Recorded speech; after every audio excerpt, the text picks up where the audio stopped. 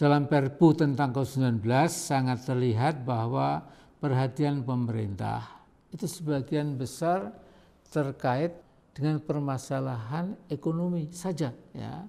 Hanya sebagian kecil saja terkait kesehatan.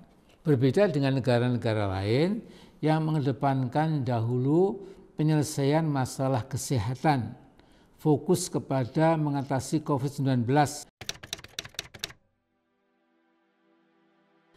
Mari kita lanjutkan masalah ke-11, yaitu kegagalan reformasi kesehatan dan penanganan COVID-19. Kebijakan kesehatan di era reformasi telah dipayungi dengan adanya amandemen Undang-Undang 45 pasal 28 ayat 1, di mana kesehatan adalah hak asasi manusia yang harus dikedepankan. Akan tetapi sektor kesehatan tetap belum mendapatkan fokus perhatian utama karena dalam Propenas sektor kesehatan tidak berada dalam topik khusus tetapi masuk ke dalam topik sosial budaya.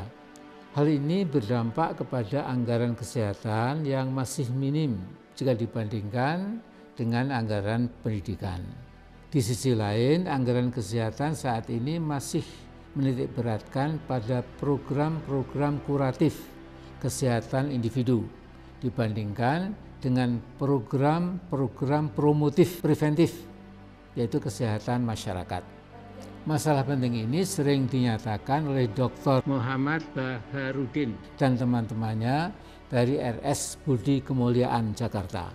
Nah, sebagaimana dicanangkan oleh WHO tentang Universal Health Coverage atau UHC, Indonesia pun turut berperan serta dengan dilaksanakannya program Sistem Jaminan Sosial Nasional SJSN. Di banyak negara implementasi UHC dilakukan secara bertahap, hati-hati dan disertai penguatan pada blok sistem pelayanan kesehatan yang komprehensif seperti yang diamanatkan oleh WHO dalam bentuk roadmap indikator UHC dengan melibatkan penerapan IT, sistem pembiayaan, partisipasi masyarakat, dan para provider pelayanan kesehatan.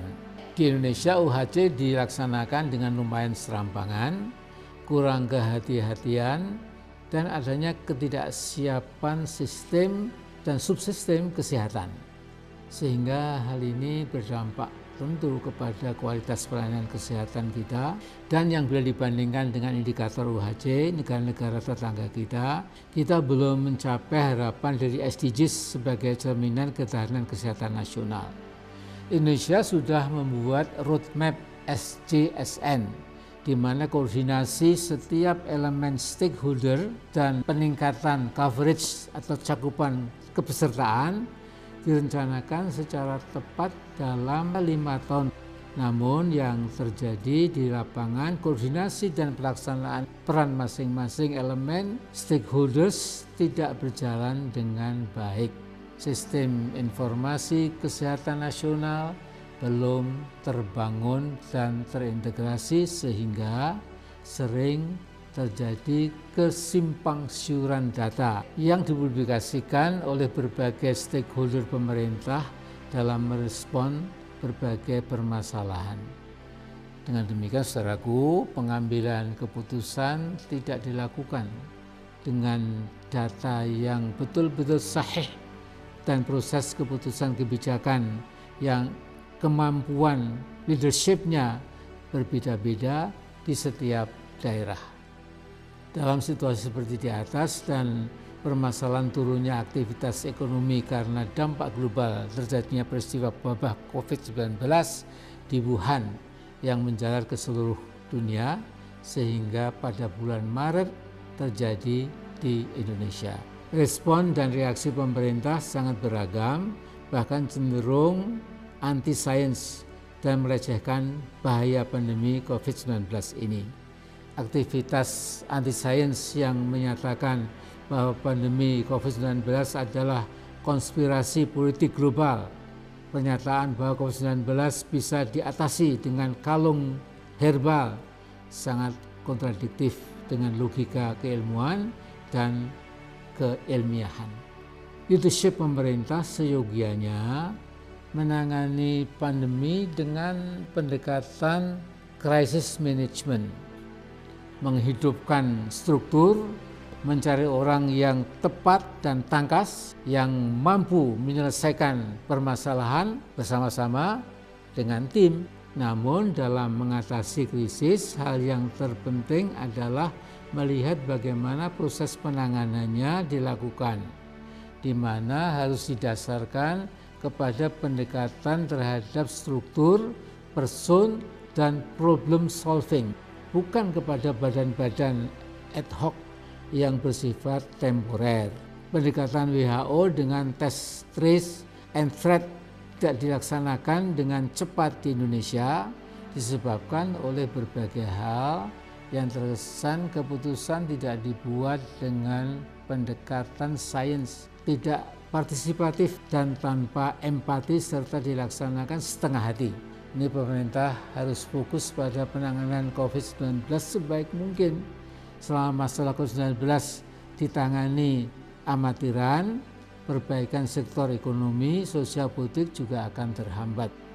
Bahkan kehidupan berbangsa, bernegara, dan keutuhan NKRI jadi pertaruhan. Akibatnya bisa dahsyat. Pemerintah berperan dalam testing, isolating, and treating. Testing kita masih rendah dari 1/1000 penduduk per pekan.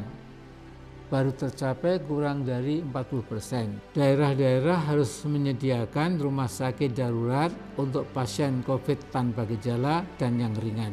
Wacana membawa pasien COVID dari Surabaya ke Pulau Galang, misalnya, menunjukkan pemerintah daerah belum siap.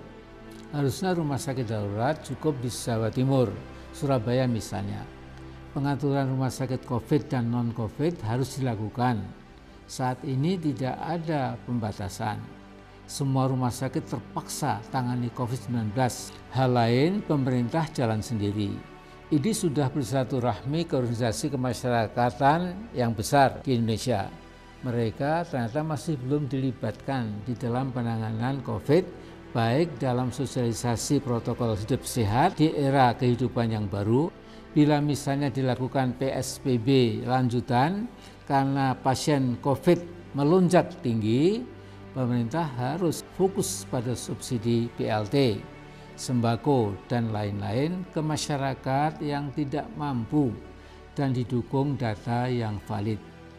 Tanpa pemberian subsidi, rakyat kecil makin sengsara.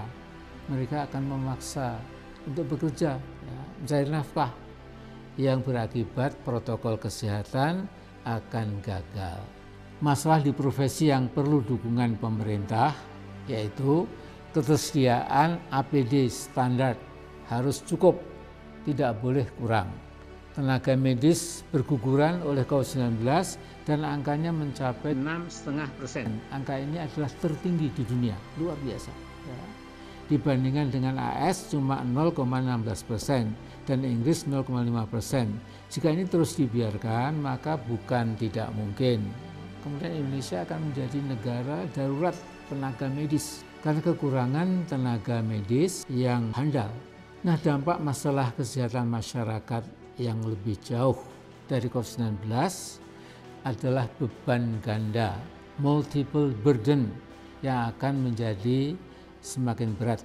Penyakit infeksi seperti TB, HIV, malaria, masalah kematian ibu dan anak akan semakin meningkat seiring dengan meningkatnya kasus-kasus non-infeksi seperti kanker, masalah cakupan imunisasi, kesehatan reproduksi, dan kemiskinan yang merajalela. Proses pembayaran klaim rumah sakit pasien COVID-19 seharusnya mudah, tidak berbelit. Rumah sakit perlu cash flow untuk tetap memberikan layanan di kala sulit. Nilai klaim COVID-19 yang langsung dihandle oleh Kemenkes tanpa perhitungan yang cermat menyebabkan biaya tinggi penanganan COVID. Tentunya ini menguras kas APBN sekaligus, sehingga saat ini banyak provider pelayanan kesehatan belum menerima klaim pembayaran pasien COVID-19. Mengapa? Karena ketiadaan dana kas negara. Dalam Perpu tentang COVID-19 sangat terlihat bahwa perhatian pemerintah itu sebagian besar terkait dengan permasalahan ekonomi saja, ya. Hanya sebagian kecil saja terkait kesehatan. Berbeda dengan negara-negara lain yang mengedepankan dahulu penyelesaian masalah kesehatan, fokus kepada mengatasi COVID-19.